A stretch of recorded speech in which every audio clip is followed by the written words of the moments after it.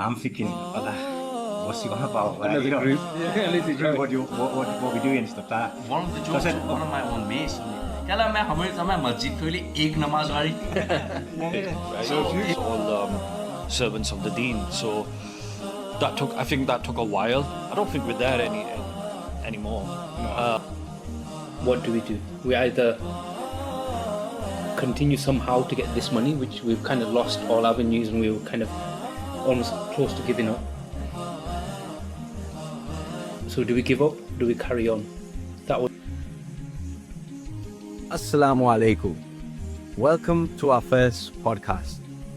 In this series, we're going to give you an insight into the team of Madani Masjid, Bolton.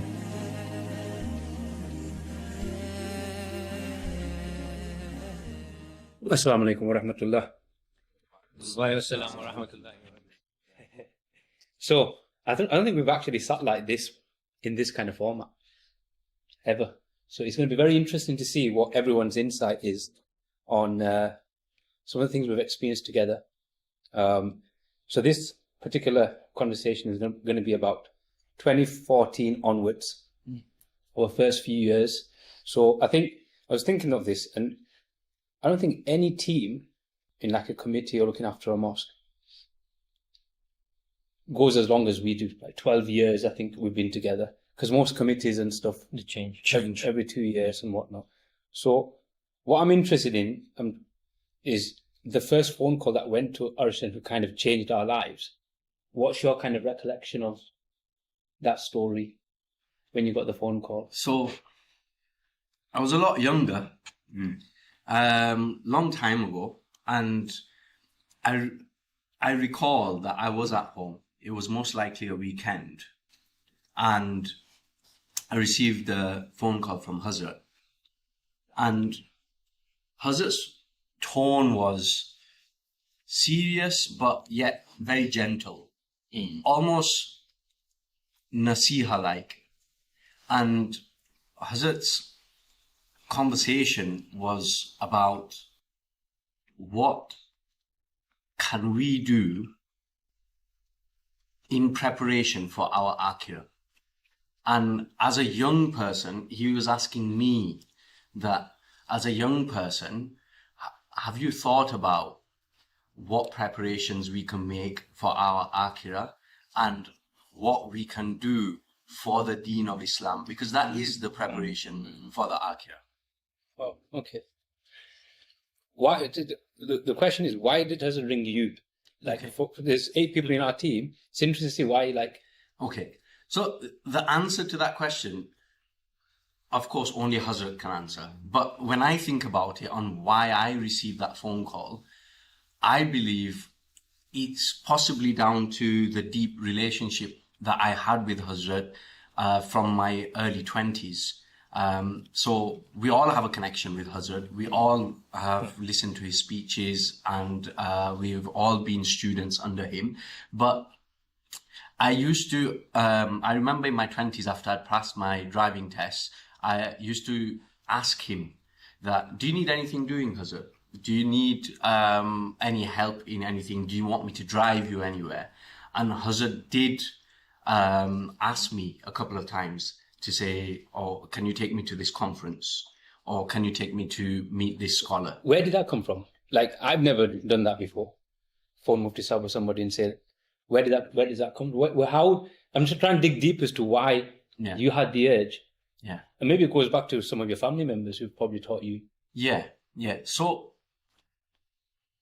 in answer to your question on why, the honest answer is that I felt whenever I've sat in Hazrat's company, I feel immense spiritual feeling, peace, tranquility, and almost like I know my time being spent here with this person is not wasted. And that was my, I was busy, just graduated, I started working, and I wanted to spend some time in servitude of the Deen, and I thought this was the best way possible. So, rumour has it, the first person you called was Yasif, right? And we want to know why, Yasin. I'm sure I used to work with you at that same time. You've got your brother here, obviously. Right? So why? So I think I called Yasin first because I knew that he would have influence on Affan, Faiz, and It's strategic then. so it was a strategic call. Okay. And do you have any recollection of that? Yeah, I remember him calling me. I think I was at work, but he's saying it was a weekend. So if it was a weekend, it probably was. I had two recollections of this. Either I was at work or at M&I car park when he rang me. And he was telling me, oh, we need to form a group and stuff, right? I'm thinking, oh, what's he on about? Like, Another group. What we doing and stuff like that. So I said, okay, let me speak. No, then he asked, who do you think would be interesting? So obviously, first names that come is the guys that we hang around with. So I said, Faiz, Affan. And then I said, Riyaz, but that's a different story. But and then I said, I'll speak to him. And then I don't even remember if I actually spoke to you guys, but I mentioned their names to Arshan, which then I think Arshan spoke to everyone else with a private phone call. Maybe the rumor was that he probably rang someone else first and then rang me and said that, who do you think should be in the team? But my first names were Faiz, Affan, and yourself. Because when I got a call from Arshan, and when he said, oh, you have to come to this meeting, I was thinking in my mind, what excuses can I give him? But then when he mentioned it was Hazrat's name, then I thought, right, okay, this must be something important. So then I accepted and said, okay, because I was trying to look in my mind, okay, can I get away from this at that point? What were you doing back then? Do you remember, like, not what that? No, not that moment. I think I was stuff for other kind of. No, I think I stopped a few years before that because I think I got married roughly around that time, and I was going to work periodically to London, so I think I was more concentrated just in my personal life at that time. Yes. So yeah, that was at that point my life. So I think it was 6 of us. We met at Yasin's dad's house. See, I can't remember that. I remember being there, but I don't remember. I don't remember him phoning me. Who? You? Probably didn't. I don't remember who told me. I think I just tagged along. No, I can't remember the first meeting. I can't even. I can't remember meeting at Yasin's house. Yeah. I remember sitting there. Yeah, I don't remember what we talked about, but at large, I think the topic at hand was we've got this centre. It's there for us to do some work for Deen. Yep. Are you guys up for it?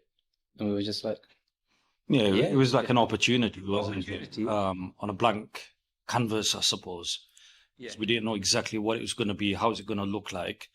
And I guess that, in a way, the immense trust and the belief that Hazrat has in us, for me, still goes a long way.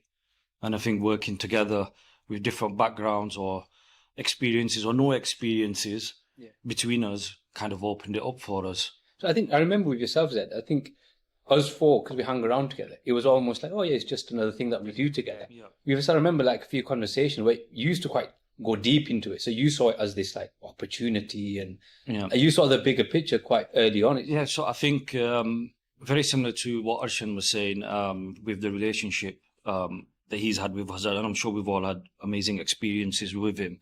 But even going back to prior to setting up Madani Masjid, there was a lot of involvement with Hazrat, and when the idea of the mission was due to open, especially on Blackburn Road, I remember the early days. So there was a lot of time spent with him in that regard as well. So I think when this came through, this was quite natural. It was just an extension of what we had already doing. And I think more importantly for me, I guess it was, okay, wow, like Hazrat has trusted us, whereas in other idaras and stuff like that, you generally tend to see like the older people, like our parents, our grandparents. But this is something that Hazrat has, bestowed his trust on us. You saw it as a proper trust. Yeah. Which is a beautiful way to kind of look at it. I think I just saw it as a few programs here and there, Yeah. and we'll be done. Yeah. We didn't realize that It was going to be this. this It's much. going to turn up like this. Yeah, because I don't think we were that phased by it because we were already involved in doing stuff like this. We've done a few like programs for the youth in Nur Islam in the past as well. At the time, I think I was helping out a lot with the monthly Darsi Shifa that I dragged you into as well. I was making the posters, Yeah. right? Yeah. So yeah, I just thought, we're just gonna do some ad hoc programs. Yeah. Which is what we started off with, I guess. We, like some of the things I've listed down first few years, we were just doing programs. And I don't know if anyone has any kind of story or kind of memory of them early programs. I remember the first one.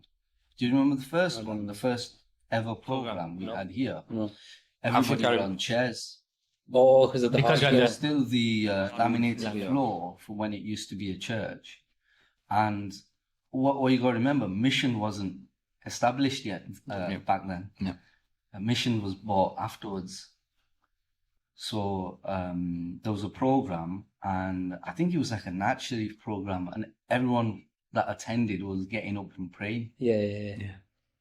I think that was Yeah. the first program, wasn't it? Yeah. I One of remember the because early We were all programs. on chairs. Yeah. But I remember because I think Dad prayed in that as well. Had fun. Yeah. I think Dad prayed Dad in that. prayed, yeah, my dad prayed. Oh, wow. Never, you know. I've never heard him pray in Yeah. that on a mic. Each praying, I think everybody, like everybody that came from the elders, they were all getting up and praying. But it was that sort of program that Hazrat just put together for the community. Was it after Eid or something? I can't remember. Can't remember that much. Yes. We did one like that after Eid as well. But I don't think it was here. No, that one was at the Blackman Road Mission. Was it? Yeah, but that was separate, That was, yeah. that was age. Because not long after that, we did a program for how to, I guess it was Hazrat's way of giving advice and structure on how you create a stable marriage. I still remember we had the ladies that came through the rear of the building near the kitchen doors, if you remember. Yeah, and alhamdulillah, it got to a point where we were struggling to get people in. It was that, That was one of beautiful. the first programs we had after we made it suitable for people to actually sit on the floor. Yeah, we bought them rubber mat. That's right. The blue Blue mats. Yeah, so the blue ones we used to use in the mill Yeah. when we were setting it up as a gym. As a gym, yeah. I don't know if it was those same ones or we bought some, and then there was like loads of pieces of cloth rolled out Yeah. on the floor. So going back to your question on why the first phone call came to me, I've just thought of something else. Maybe it's true, maybe it's not. So many people don't know this, but I actually consulted Hazrat and I asked Hazrat to be one of my elders together with my dad and my granddad during my marriage proposal. So it could be the fact that Hazrat rang me to call in a favor. Yeah. So 2014, we set up, we've got these classes going. It's ad hoc. And then we were like called IEC Bolton then. That's right. So there's no mention of masjid. We had the ladies classes, didn't we? The courses. Yeah, courses. For young girls. Yeah. And then Maulana Naeem did That's a right. program, a class for. series of The lads. classes. Yeah. Was that after? What I remember was there was we used to hold classes here, I think Saturday morning or Sunday morning for young female students, and it was being led by women from Hazrat's own household. I remember that because I used to have to come open up and wait in the car outside across the road, Oh yeah, I remember. and then just sit in the car for like an hour and a half, and then when they'd finish, I'd have to go back in and lock up. because none of you lot had time apparently. I'm surprised. I'm surprised. He pulled that story out, didn't he? You had to open up. Just thought I'd mention. I don't. But not long after that, we had the thingy as well, didn't we? The leavers class. Yeah. Not It was long for kids. So, I think the passion was that age group where kids leave madrasa. And we kind of was thinking that there's nothing for that age group. Yeah. So we set up that class. So if they don't want to go to alim class or hifz class, they could come here as for additional education. Which, if you reflect on all of these things, they were like little warm-ups that we were having. Little programs, little class, getting ready for bigger things, which we'll probably talk about in terms of where we are now, but maybe for a later kind of episode. And one of the things that kind of follows that tune is namaz. And I think, Yasin, you've got a few kind of recollections. But just before we talk about that, we've just skipped one big thing. How did we get to this building? Yeah.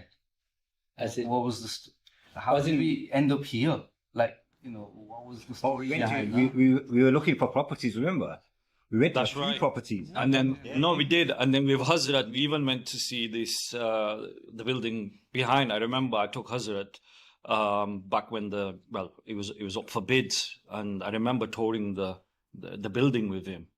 And then not long after, we started to understand that there was a lot of people interested in it. And then obviously, I guess the $1 million question here is the funding for it as well. And then once we kind of understood what was going to happen, then this property came on radar. And I think we started utilizing some of this space with your uncle's permission as well. I thought we already had this, and then we. That's what I thought. That's what I reckon. We went for a search because we didn't know. But the future would be here. Yeah, like as in what could we get as a permanent location? I think that was the first kind of seriousness that started creeping in, because originally, like we said, it was just little events, just helping us. And in answer to your question, why this place? I think a key factor was this used to be a church. Mm-hmm. So logistically, when we looked at the space, it was already suitable for a congregation. Yeah. It was already suitable for, as it is, for people to come in and for us to run classes, hold programs, run namaz. And there was no red tape involved. So it's a place of worship already registered in the council as a place of worship. We could start using it from day one. And I think the Riaz's uncle, my father-in-law, he was also keen in helping the Deen and helping in causes of the Deen, which sort of bridged the gap for us. Yeah. I think strategically as well, when you look at our location, because as the population grows, people get older, we've seen a lot of people move further up, like Bernard, Ashworth Lane, all that kind of area. So this kind of fits within, that area perfectly well. Yeah. So I think that was another particular insight from Hazrat as well. What we want is an idara that gets used for the people, and that's the most important thing. You just remind me of story. No, that was a big one, because if you remember 20 years ago, we've been here about more than 20 years. It was just not that many families used to live here. Yeah. Now it's just everyone, Blackboard's expanding, everyone started to move up here, and that was a need. Mm-hmm. Yeah. So you just reminded me something that after we sort of had our initial meeting and I spoke to my dad, I remember he got so excited by it because for years he's wanted a masjid up here. And he was so passionate about it. And I was like, yes, you take Afan, take Akib, take everyone, do what you need to do and get this done. Yeah. So go on. I was going to say, I think in one of these sessions, we should call your uncle here and get his view. Yeah. Maybe for that would be a really good episode, actually. Yeah, maybe for a future episode, definitely. So going back to namaz, so we've started classes, we've done a few courses and other things. Namaz starts off with one namaz a day. Yeah, I remember that. Right. So, because you've kind of led on namaz, what was your recollection of that one namaz and some of the questions that came to you because of this one namaz and how you felt? The first main question was why doing one namaz for? Yeah. Why not doing 5? I think that was Hazrat's wisdom as well for us, because obviously we knew, let's see how these boys get on one namaz, because with that one namaz we had to open up, close up, make sure the lighting was on, make sure the heating was on. So there was a responsibility. But even though it was one namaz, let's see how it goes. Yeah. But even then we had our struggles with one namaz, just opening up. Yeah. But then I think after one namaz, did we do Jummah? Did we start Jummah before we did the 5 times? I think so, I think we started Jummah first. Jummah as a Child. standalone. I don't know. Who used to lead the namaz? Did we have? It was just different people, wasn't it? Yeah, no one was mixed at the time. No, I don't think there was. So talking about the struggles, yeah. So the one namaz, you're saying we have to open up. Yeah. Obviously, it'd be cold because this place didn't have proper heating. Yeah. And then the worst thing is, I think most of us used to go to Islam for namaz, for good atmosphere and stuff. So you come here and then you'd get 1 or 2 people. So at that point, did anyone have any kind of reflections on like, what are we doing? Like there's this tough struggle. The easier option for us was, we'll just pray 5 times here. This could be just classes and courses. Yeah, I remember vaguely having those kind of debates amongst us as well. And I remember vaguely that throughout those several conversations that we had, Hazrat tasked us to go in the local vicinity, knocking on doors to invite people to come pray for namaz. And I think it was you that kind of pushed me to the front and made me do the actual knocking on the door and everything. Yeah. And I was really nervous about that. Talking about that, it was brilliant. That we used to go, and then we were like, "Janji, you knock. And then what used to happen sometimes, you knock, and then you go on the side to that first person. People don't see this yet, but that is one of the hardest things to do when you've never done something like that before. And it's not common. Yeah, it's not common. And people literally, they open their blinds and they look like, what are these guys doing here? So you feel embarrassed. And I think you got to almost think deeply before when you're doing it, it's almost like, wow, okay, what's my purpose? Yeah. Let me get my niyat right, because this is possibly one of the hardest things that you have to do. And it's a bit strange to say that. It's not meant to be that hard, but going to someone's house, encroaching in their space, and then calling them to namaz. When we did that, was that for one namaz? Yeah. Yeah, it was. Yeah. I can remember going to the houses here. So I'll tell you one thing I remember. When we were having that one namaz, I heard a few jokes. And one of the jokes of one of my own mates told me, "Kala main hamare samay masjid ke liye ek namaz wali." So it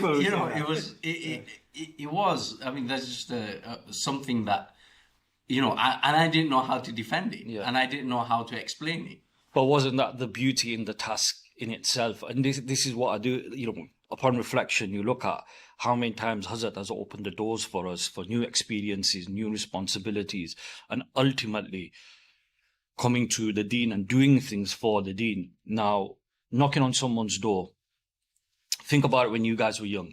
It'd be an older person, for example, right? Where were they collecting money for the masjid and stuff like that. And here we are, a bunch of young guns, for want of a better word, right? Going out, spreading the word of the Deen and bringing people into the masjid. And on one side, you can think, well, what do these guys know? Do you know what I mean? And for me, like, when I reflect, I always think that Hazrat kind of built us up step by step by step for that resilience. And inshallah, to become, as we get older, similar to, the amazing things that our elders have done, And I always say this, that they came from India and perhaps they didn't have any education and stuff like that. But look at what they've done for the community. And with us, and Hazrat always used to say to us, you're educated, you're from this country, you speak the language. So go and, get people in and show your best self up. I think that was a really deep and profounding experiences that we've had all this time along to build us up for something even greater and better, inshallah. And that's definitely a trend we'll see when we talk about different things, that we've been built up for something bigger, which we didn't know at the time. And built up, and just because us four, obviously, we're friends, we could hold each other responsible as well. Because if one of you guys is working hard and us three are slacking or whatever, you could push it, like, come on, do something about it. So we had that, there would be understanding as well. Yeah. I think that them stories in terms of like... That's a different podcast altogether. Podcast, in terms of the little issues and stuff that we have in between. So that's namaz. I think one thing that Yasin's kind of has got a good kind of mindset is where all or nothing kind of mindset. And I think it was you who was like, right, if we're going to do namaz now, we need to go five times. Not because we were discussing like 3 times, 2 namazes, do we build ourselves up? And you were like, no, it's kind of all or nothing type of thing. So where does that come from? It just made sense.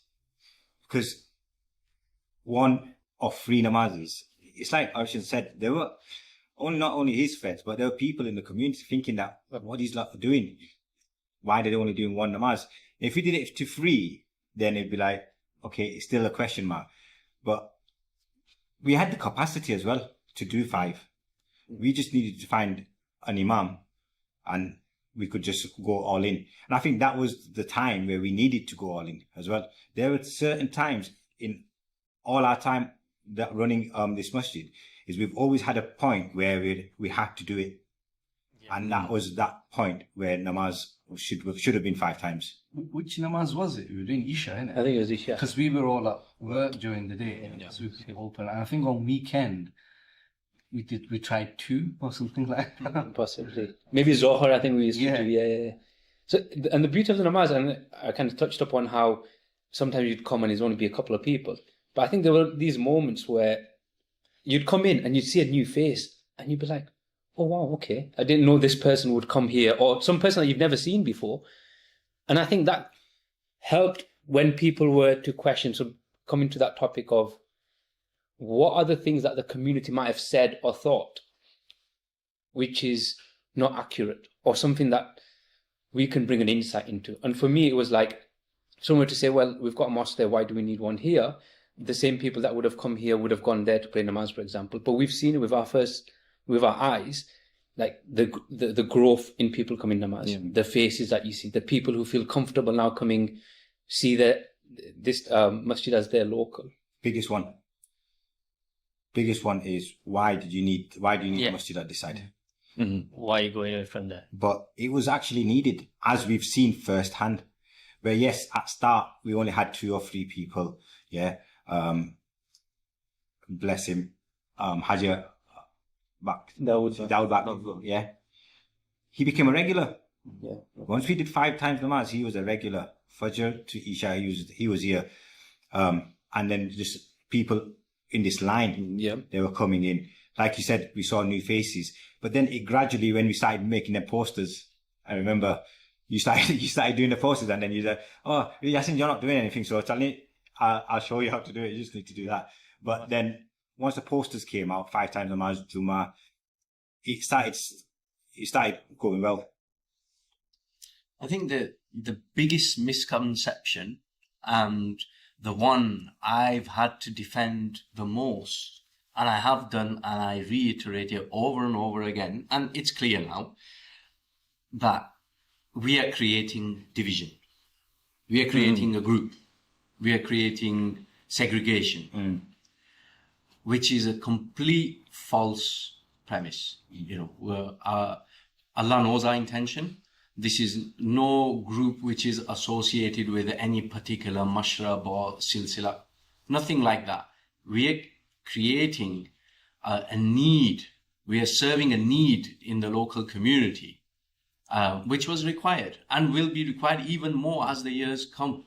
And I've traveled a lot. I'm sure all of you have.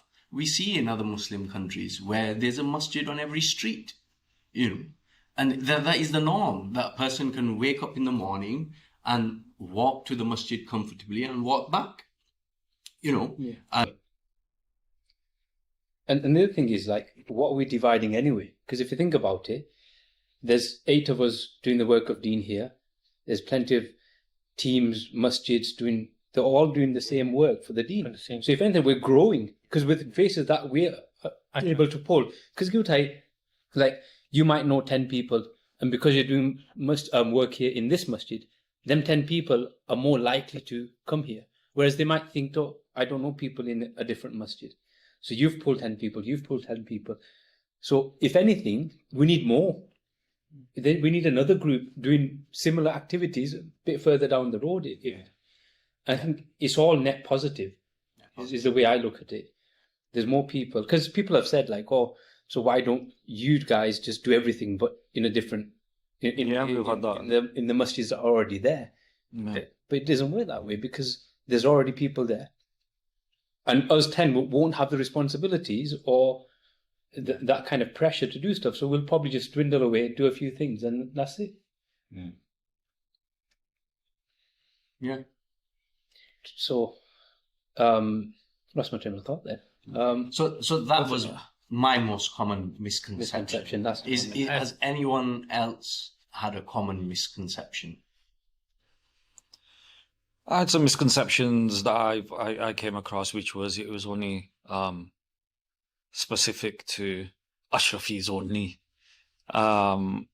which time and time again we reiterated that wasn't the case. Everybody was welcomed here.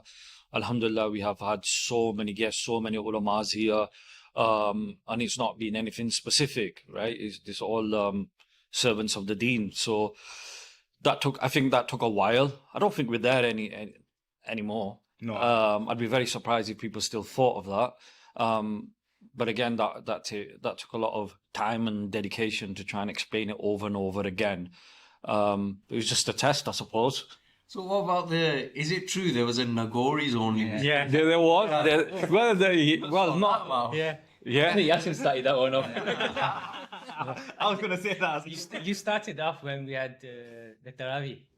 That's right. Yeah. Because all my cousins were coming. Yeah. Like 2 rows of them. It's like, yeah, said it, you got 10 each. Yeah. Yeah. So we had about 40 of us. Yeah. No, but I think there was, at the start, there was misconceptions, but I think with everything that we've done, it's shown that who we actually are. And I think people see that now. Yeah. And every step we've been, let's not forget, every step we've been guided by Hazrat. Every challenge that we've had to, I suppose, call on each other because we're a group and we're supposed to work together through those trials, I suppose. But there were times where we used to go to Hazrat because we couldn't make a decision or we didn't know what to do. And just going back to the misconception point, do you think back and think actually some of the misconceptions may be like justified in not necessarily what they were, but more so I think people didn't know what we were doing was completely out of the norm. Mm-hmm. If you think back over the last 30 odd years, a group of young lads wet behind the ears and they're just kind of broken off. Yeah. And what they do. So when they don't know what they're doing, they start assuming what you're doing. That's a good point. I think at times as well where we felt that everyone knew what we were trying to do, and then someone you'd know quite close and they'd be like, they wouldn't know.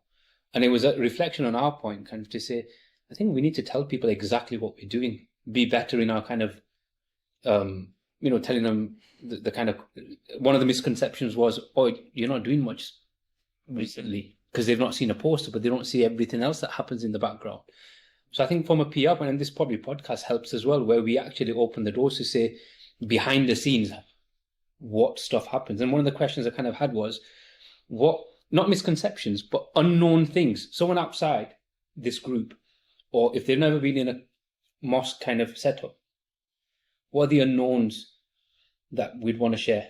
And I'll probably start it off. So one of the things which is quite good, which Hazrat suggested, or kind of just set up without even saying any words, where in a meeting, Hazrat, the chair would sit in the middle and we'd kind of go around And I've been into other kind of community-led meetings, but this in one particular is, I think there's a lot of hikmat behind it. I think the way we conduct a meeting is very unique. And I think it's something that people can see behind the scenes, but take to their meetings. Agreed. Chair sits in the middle, everyone surrounds, everyone gets to say. So if we come to a decision where people are not agreeing, it's not people talking over each other. Hazrat will say, right, okay, what's your opinion? What's your opinion? And he takes everyone's opinion, and then he'll share his, and then we'll come to a conclusion. And then the beauty is, once a decision's made, we all agree. And then that's the end of that particular decision. Yeah. 100%. And I think that is a behind the scenes in terms of the wisdom of Hazrat and how he's nurtured. I mean, we come from a professional background, all of us. We've all sat in meetings. We've sat in good ones and we've sat in bad ones where there's people talking over each other. There's egos in the room. You know, we've had all sorts.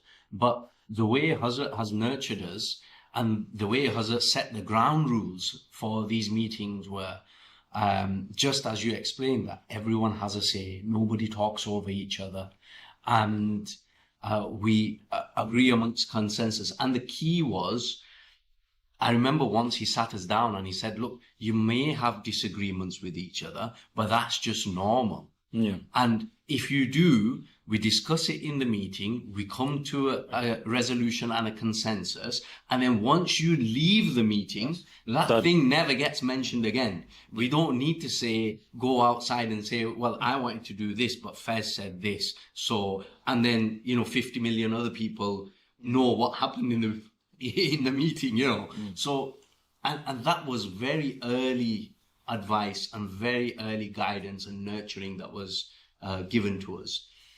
And I definitely think all of this is impossible for us to do without Hazrat 100%.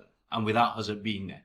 We would have given up ages ago. We would have given up ages ago. Because it would have been easy just to walk away.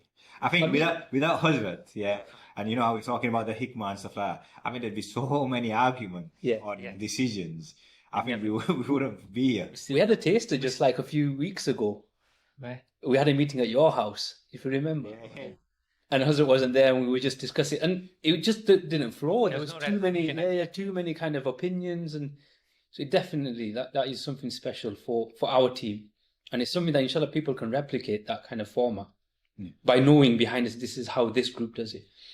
Is there any other kind of unknowns, any struggles that you think that people don't see? Because people will see the poster, they'll come to a program.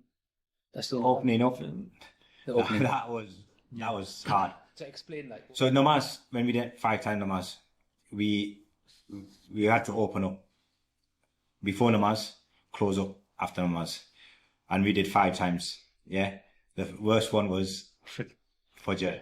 Yeah, especially the early days. Yeah, and there were the hard ones, and then Isha when it was late, 11 o'clock, and that's something that between us, we were doing it ad hoc, I'll do it. But then it became where it was on the few people were doing it constantly. Yeah. Obviously then, because it then went to a rota, we had a rota for opening up. Yeah. And the context of it is, it's not the opening and closing. It's at home, we've got wife, kids, family, everything that everyone else has. Work, and then in between, you have to do that duty, and then it used to be cold when we used to come in before because we turn in the heaters on.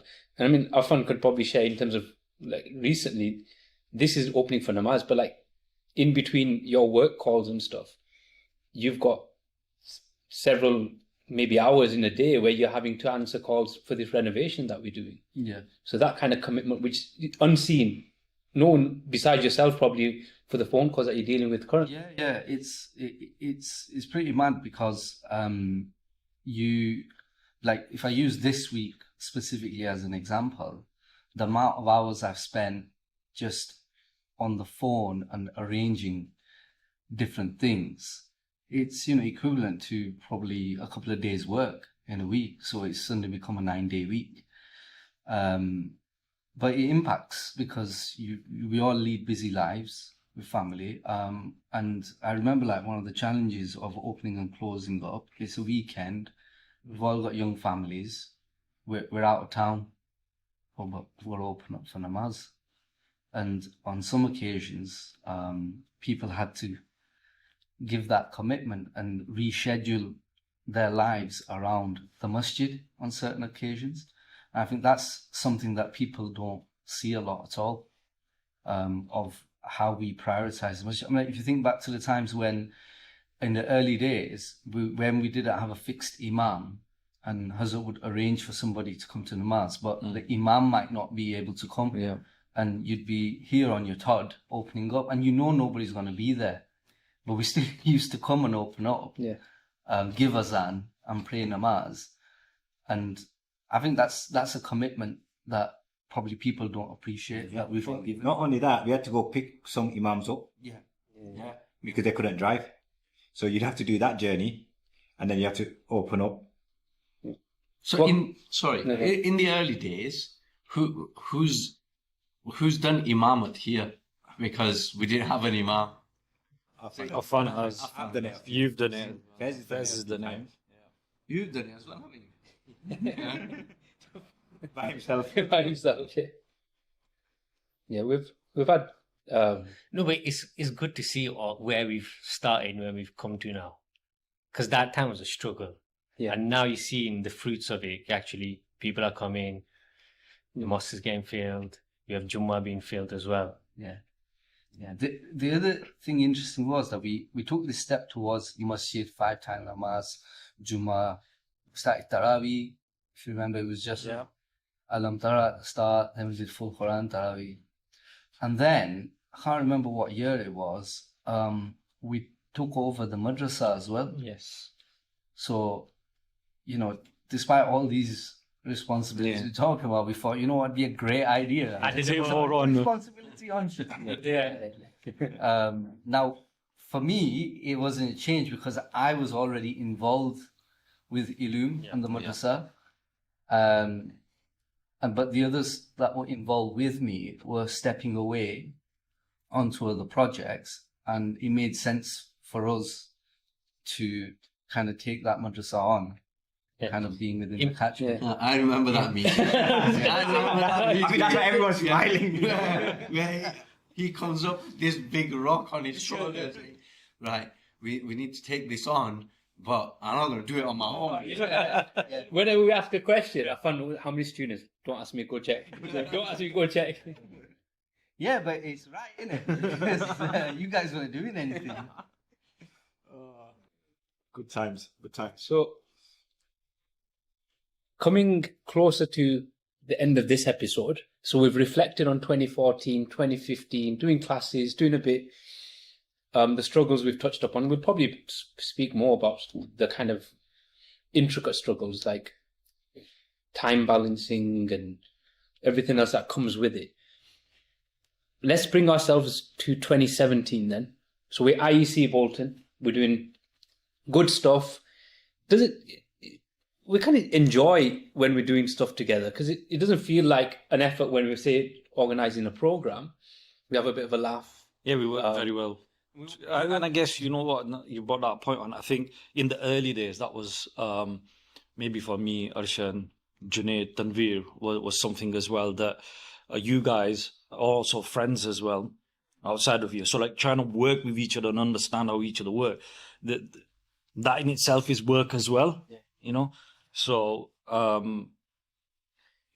think that was a bit of a change for us as well to understand. True. It's good you mentioned Junaid and Tanveer were not here, but inshallah they'll be there for the next episode. Yeah. So 2017 is when it kind of got serious.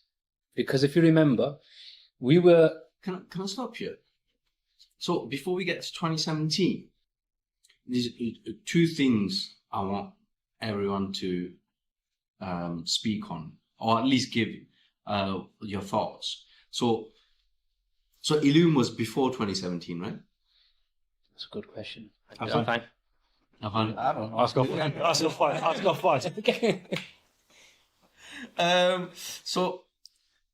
No, Ilum's class, that was one thing. Yeah. A place that significant importance purely because it was one of a kind in the sense of we came together and we said, right, what does a young Muslim person need to know before they leave masjid?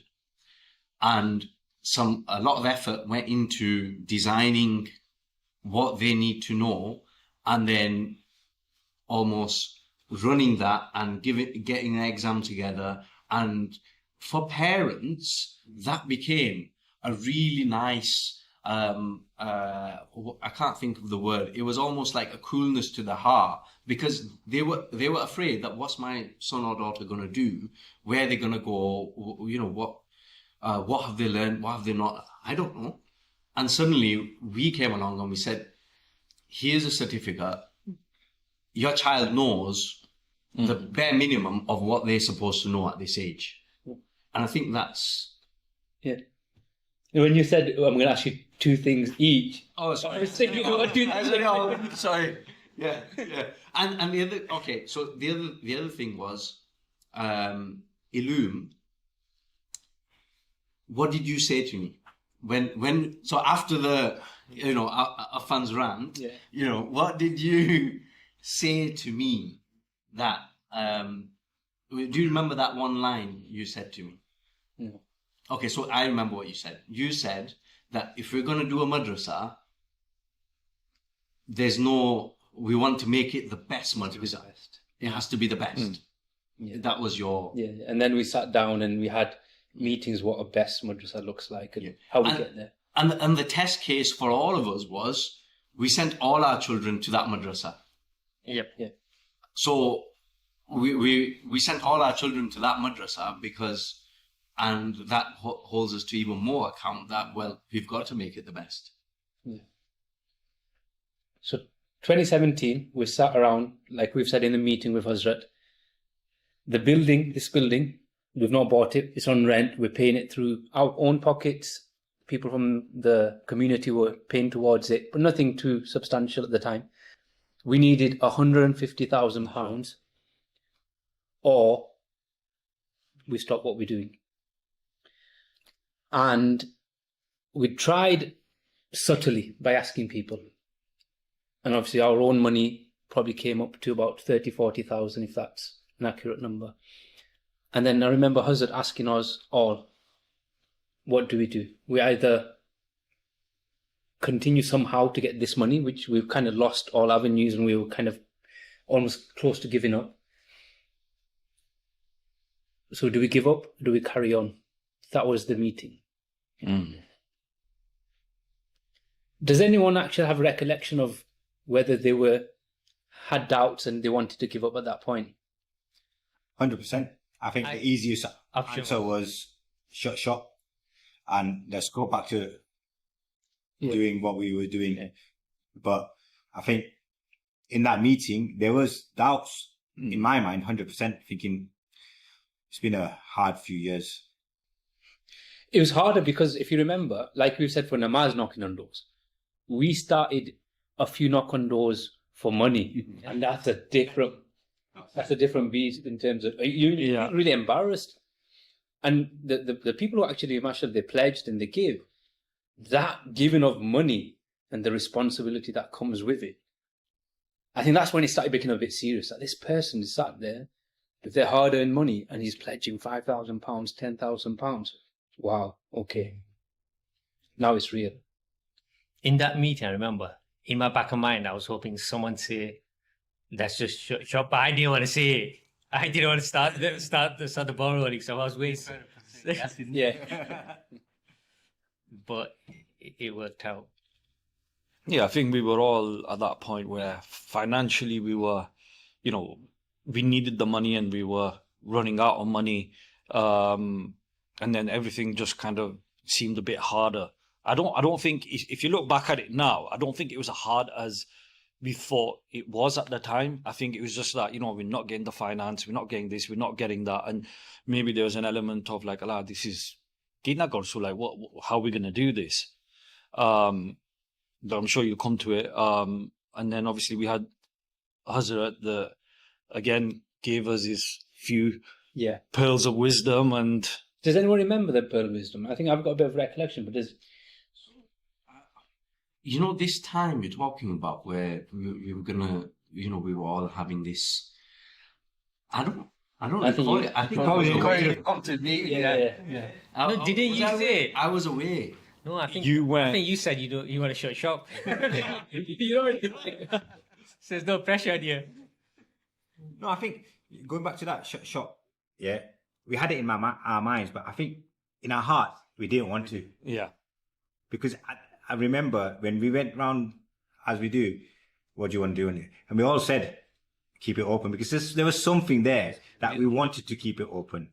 So and I think when No, I was going to say, from what I remember, I think it's exactly what you've just said there. We didn't want to, but we felt like there was no other solution amongst us that we could come up with. And I think that's where Hazrat kind of stepped forward and took a lot of the pressure on themselves, to be honest, and kind of devised a strategy of how we should build on this and make it work.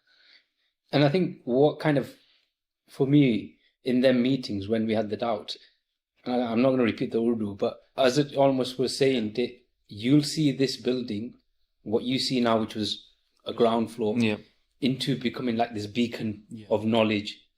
Like, and he used to draw that picture really well, that this is going to be something. And we were like, really? Like, really? We're going to get this money? And we look at it now, we're sat on the first floor, which didn't exist before. Yeah. One of the other pearls that in that conversation, or maybe on another meeting that has mentioned frequently as well, is about keeping the faith, in the sense, as long as you're doing it with ikhlas, with sincerity, because as long as you guys keep your intention sincere, you'll always succeed with this. And that's been said a few times over the years. For us, whenever we feel like, we're hitting a roadblock, I remember Huz always brings that one up, and that's one of my favorite ones. And I think you're right. I think ikhlas is the one word and the one message that I've heard Hazrat give us the most over the years, and it's over and over again. Ikhlas, ikhlas, ikhlas. And I think that even when Hazrat would sit in the meetings with us and we'd look like all defeated, whatever, and you see Hazrat, and the way that he would inspire us would often make us, like, at the end of the meeting, we would question ourselves. Look at Hazrat, he's got a family, he's doing this idara, he's doing all this, he's right kitabs, and just never seen him not being busy, okay? But that's one man. There's 8 of us. Well, what is the issue here? There really isn't. The issue is in our mind. Like, that's where the roadblock is being created. So I think, again, goes back to that point where that despite the challenges, we are a great team. We work really, really well. And again, that's time and time again because of Hazrat's wisdom to kind of bring us back into the fold. And that's Well acted for Fez. I don't think that's. Really I don't think he works very well with Not him. really honest. so. Last, bullied our whole. His duties come over to mine. So this is a really good ending point because you mentioned team, and that meeting happened, and we were scratching our heads. How do you raise £150,000? I remember I made a phone call to a certain Sal Docky at the time. Yep. And he said a few words to me, which I'm not going to repeat on this particular podcast. Next podcast, we talk about how we go from not having the money to then be prepping the biggest event in town and going from just these classes and courses to something more significant. Maybe we'll get Sal to join us as well. That'd be quite good. But We'll have to get more tea for him. Man. more tea, yeah. Long It might be a longer episode. But Might get sponsored after this one. so, Masha, that's a really good chat. And we'll meet again next week. So can you repeat the pearls of wisdom in order?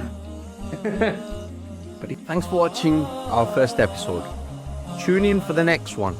It's crunch time. £150,000 to raise, the biggest event in town. Grab a cup of coffee, cup of tea, whether you're in your car, whether you're driving home from work, and tune in to our next episode. Thank you.